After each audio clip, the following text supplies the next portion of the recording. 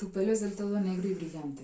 En el intervalo de las largas mandíbulas, descubriendo los dientes, reconozco tu sonrisa ambigua, infinita. Tus orejas tiesas se mueven y se agitan.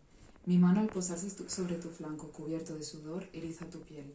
Yo recorro todo tu espinazo con dedos ligeros o mis manos se hunden en tu piel. Yo toco tus mamas duras, las aprieto en mi mano.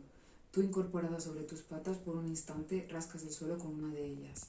Tu cabeza pesa sobre mi nuca. Tus caninos muerden mi carne en lo más sensible. Tú me retienes entre tus patas, me obligas a apoyarme sobre mis codos, me haces volverte la espalda. Tus mamas se apoyan contra mi piel desnuda. Yo siento tu pelo tocar mis nalgas a la altura de tu clítoris. Trepas sobre mí, me arrancas la piel con las garras de tus cuatro patas. Me invade un gran sudor cálido y de pronto frío. Una espuma blanca se extiende por tus bezos negros. Me vuelvo, me agarro a tu piel. Yo cojo tu cabeza entre mis manos. Yo te hablo. Tu gran lengua pasa sobre mis ojos. Tú me lames los hombros, los senos, los brazos, el vientre, la vulva, los muslos.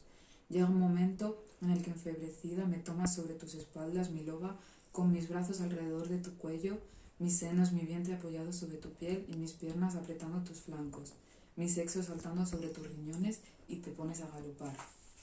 Monique Wittig, el cuerpo lesbiano.